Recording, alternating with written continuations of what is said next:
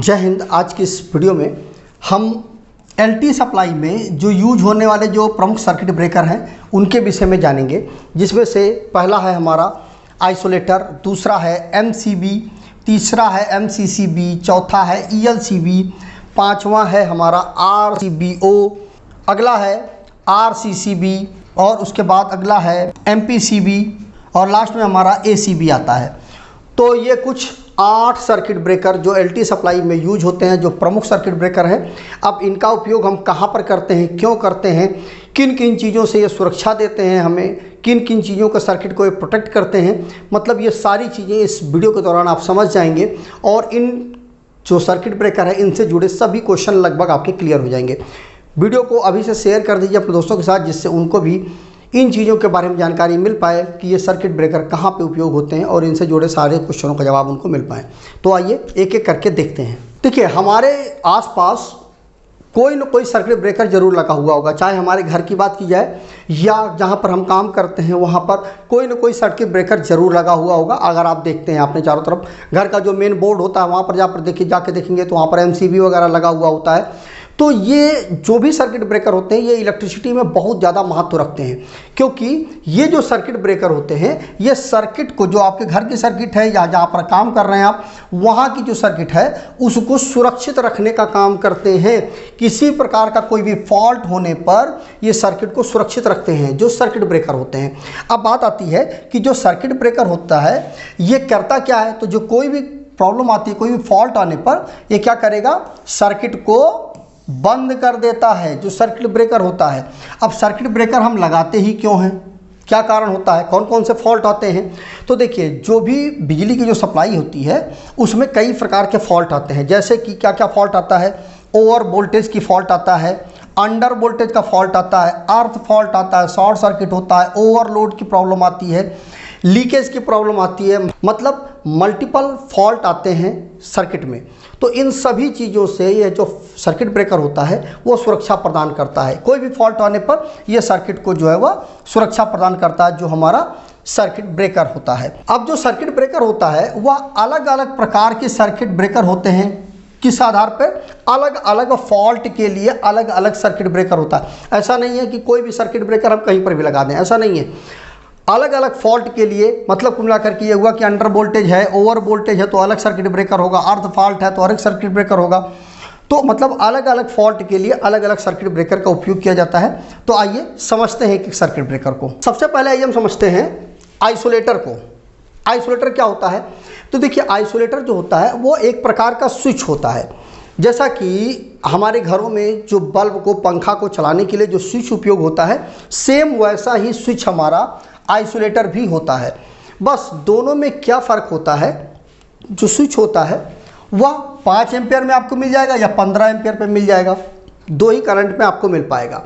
लेकिन अब अगर मान लीजिए इससे ज़्यादा की आपको ज़रूरत है, ज़्यादा करंट के स्विच की ज़रूरत है, तो स्विच आपका वो काम नहीं कर पाएगा। तो उस कंडीशन पर आपको आइसोलेटर की ही ज़रूरत पड़ेगी।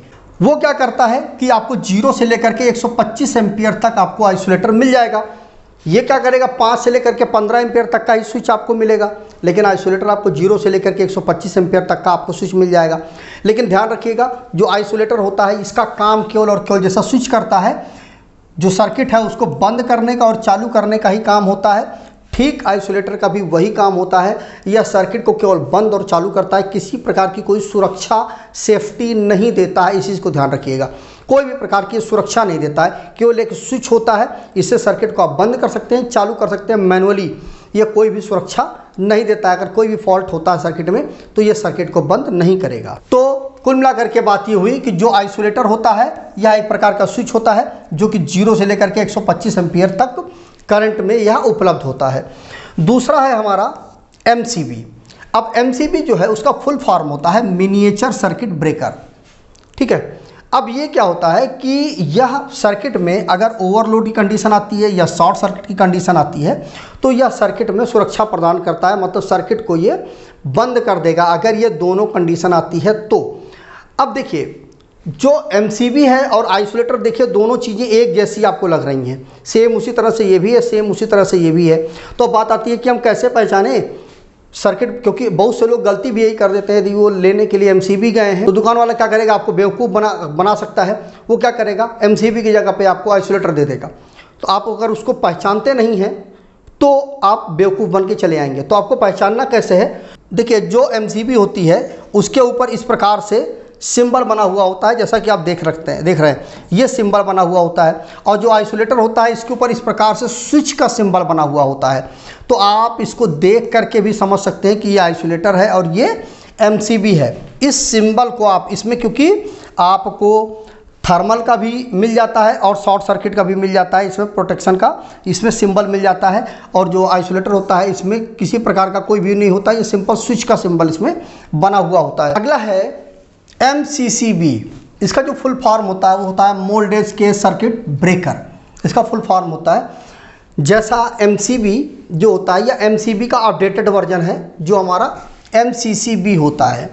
जो MCCB होता है यह भी ओवरलोड और शॉर्ट सर्किट से ही हमें सुरक्षा प्रदान करता है। तो आपके मन में प्रश्न आ रहा होगा कि MCCB को हम क्यों लगाएं, MCB को ही क्यों ना लगाएं।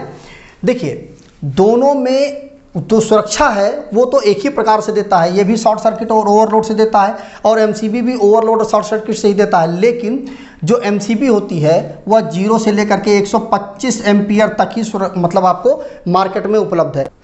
मान लीजिए कहीं पर आपको लगाना है सर्किट ब्रेकर के रूप में, आपको सुरक्षा चाहिए यही ओवरलोड और शॉर्ट सर्किट से, लेकिन आपको चाहिए कितना करंट, 300 एम्पियर का करंट चाहिए।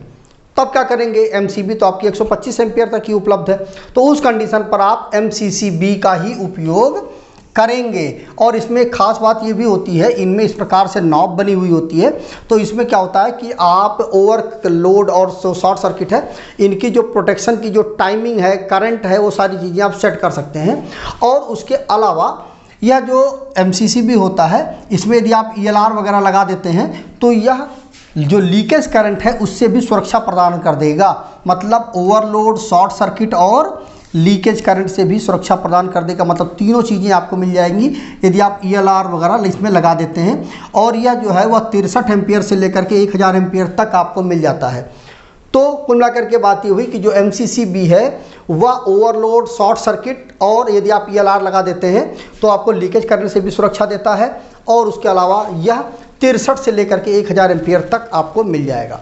ये हमारा MCCB होता है। इसके अलावा जो हमारा ELCB होता है, इसका फुल फॉर्म जो होता है वो होता है अर्थ लीकेज सर्किट ब्रेकर। अब चूंकि यह मार्केट में उपलब्ध नहीं है, मार्केट में आपको नहीं मिलेगा। यह क्या करता है, लीकेज करंट से हमें सुरक्षा प्रदान करता था। इसमें क्या होता था कि फेस, न्यूट्रल और अर्थ, इन तीनों चीज़ों का इसमें कनेक्शन, मतलब अर्थिंग वायर का भी इसमें कनेक्शन किया जाता था। तो ये मतलब पूरी तरह से काम करता था।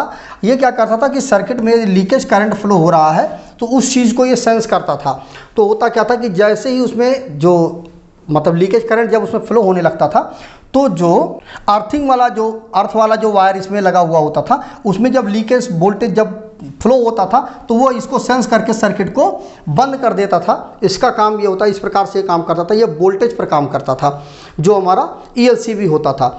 और इसमें जो क्या होता है, इसकी एक्यूरेसी अच्छी नहीं होती थी, इसीलिए अब यह मार्केट में उपलब्ध नहीं है। पहले मिलता था। इसका काम केवल लीकेज से प्रोटेक्शन देना होता था और चूंकि ये वोल्टेज पर बेस्ड था इसीलिए यह अच्छे से काम नहीं करता था। अगला है हमारा RCCB। इसका फुल फॉर्म होता है रेजिडुअल करंट सर्किट ब्रेकर। इसका फुल फॉर्म होता है, इसमें क्या होता है, यह ELCB का यह अपडेटेड वर्जन है। पहले ELCB आती थी, अब वो डिसकंटिन्यू है, तो अब RCCB आता है, मार्केट में उपलब्ध है।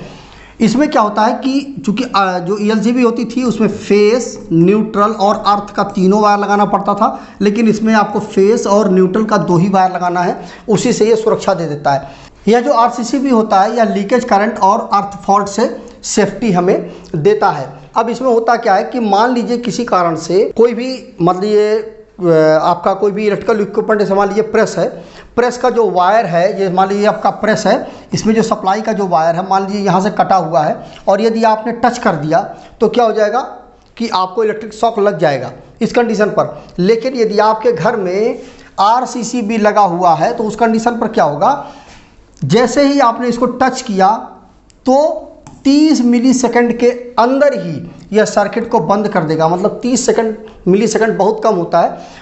आपको महसूस भी नहीं होगा और यह सर्किट को बंद कर देगा, पूरी सर्किट आपकी बंद हो जाएगी, आपको महसूस भी नहीं होगा कि आपको इलेक्ट्रिक शॉक लगा भी है। तो इसका ये काम होता है, मतलब जैसे ही किसी प्रकार का कोई भी लीकेज करंट होगा तुरंत यह सर्किट को बंद कर देगा और आपको शॉक महसूस ही नहीं होगा, जो हमारा RCCB होता है। और यह जो है करंट पर काम करता है। करंट का मतलब ये हुआ कि करंट बैलेंस के सिद्धांत पर काम करता है। मतलब ये हुआ कि जो फेस है वो निकला और न्यूट्रल पर पूरा का पूरा, मान लीजिए 1 एम्पियर था, वो फेस निकला और अगर 1 एम्पियर पूरा का पूरा इसमें नहीं पहुंचा न्यूट्रल पे, तो ये सर्किट को बंद कर देगा, जो हमारा RCCB होता है। यह करंट बैलेंस के सिद्धांत पर काम करता है, मतलब जितना फेस निकला, फेस से जो करंट निकला वो उतना न्यूट्रल पर करंट पहुंचना चाहिए, उस चीज़ को यह मॉनिटर करता रहता है हमेशा। इसीलिए इसकी एक्यूरेसी जो है बहुत अच्छी है। जो ELCB होती थी उसको वह वोल्टेज को मॉनिटर करती थी और जो कि अर्थ वाले जो तार होता है उस पर उस चीज़ को सेंस करता था। लेकिन ये क्या है, फेस से निकला करंट न्यूट्रल पर पूरा का पूरा पहुंचा कि नहीं पहुंचा, अगर नहीं पहुंचा तो ये सर्किट को बंद कर देता है।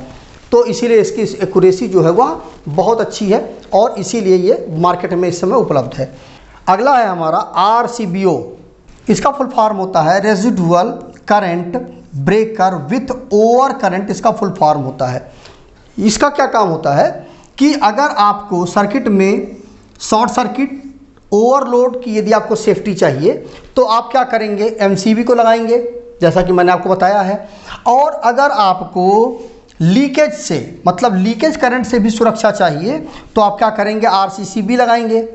ठीक, अगर आपको शॉर्ट सर्किट ओवरलोड चाहिए सुरक्षा तो आप MCB को लगाएंगे, और अगर आपको लीकेज से भी सुरक्षा चाहिए तो आप RCCB लगाइएगा। तो ये दोनों चीज़, अगर आपको ये तीनों प्रोटेक्शन चाहिए तो आपको MCB और RCCB दोनों लगाना पड़ेगा। लेकिन ऐसा क्या करेंगे कि ये इस तरह क्या होगा, दो चीज़ें आपको लगानी पड़ेंगी ना, और आपका मतलब खर्चा भी ज़्यादा आएगा।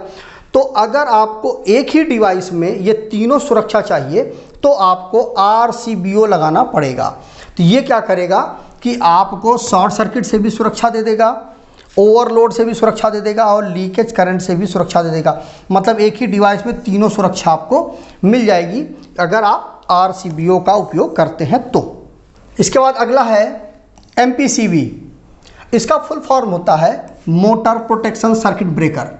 जैसा कि नाम से क्लियर हो रहा है, यह मोटर के प्रोटेक्शन के लिए है। तो मतलब मोटर को अगर आपको सुरक्षा देना है स्पेशल रूप से तो आप इसका उपयोग करेंगे।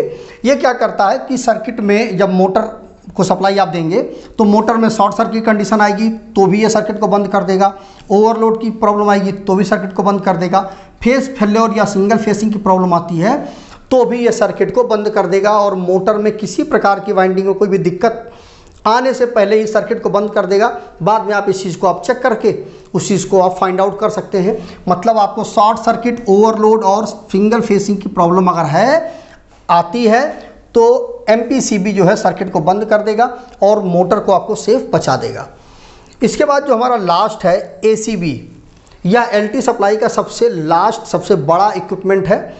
ये इसका फुल फॉर्म होता है एयर सर्किट ब्रेकर। यह अक्सर एग्जाम में भी पूछ लिया जाता है। एयर सर्किट ब्रेकर के बारे में यदि आप कमेंट करते हैं तो इसके विषय में भी मैं बता दूंगा, और इन सभी उपकरणों के विषय में स्पेशल वीडियो बना दूंगा, सिंगल वीडियो बना दूंगा। इनके बारे में मैंने ये थोड़ा सा ब्रीफ में जानकारी दी है। उसमें क्या होगा कि मैं एक एक टॉपिक, मतलब एक एक सर्किट ब्रेकर को डिटेल में बता दूंगा यदि आप कमेंट करते हैं। तो इसका फुल फॉर्म होता है एयर सर्किट ब्रेकर। यह क्या करता है कि जो लो टेंशन होती है उसका सबसे बड़ा सर्किट ब्रेकर होता है। इसमें क्या मिल जाएगा आपको, शॉर्ट सर्किट से भी सुरक्षा मिल जाएगी, ओवरलोड से भी, फेस फेल्योर से भी, अर्थ फॉल्ट से भी, इन सभी के लिए इसमें रिले लगी हुई होती है। और यह सर्किट ब्रेकर क्या करता है कि ट्रिपिंग टाइम भी, मतलब ट्रिपिंग टाइम और करंट है, इन सभी चीज़ों को आप अपने अनुसार इसमें सेट कर सकते हैं। इसमें इस प्रकार से रिले लगी हुई होती है, ये सारी चीज़ें आप सेट कर सकते हैं। और इसमें आप मैक्सिमम 4000 एम्पियर तक ये मार्केट में उपलब्ध है। जो ACB होता है यह मेन पैनल में लगाया जाता है, जो PCC होता है उसमें मेन में लगाया जाता है, जो हमारा ACB होता है। तो इस प्रकार से हमने इस वीडियो में कुल 8 सर्किट ब्रेकर के बारे में जाना। अगर आप कमेंट करते हैं तो इन सभी सर्किट ब्रेकरों का मैं स्पेशल, मतलब सेपरेट वीडियो भी बना दूंगा कि उनका वर्किंग प्रिंसिपल क्या होता है, कैसे वो काम करते हैं, यदि आप कमेंट करते हैं। तो आज वीडियो में बस इतना ही। यदि आपके मन में कोई डाउट रह गया है, कोई कन्फ्यूजन रह गया है तो उसको कमेंट करिएगा। और यदि आपके मन में कुछ और क्वेश्चंस हैं जिनका आपको आंसर नहीं मिल पा रहा है तो कमेंट करिएगा। यदि आपका कमेंट अच्छा हुआ तो मैं उस पर वीडियो जरूर बनाऊंगा। तो आज की वीडियो में बस इतना ही। जय हिंद।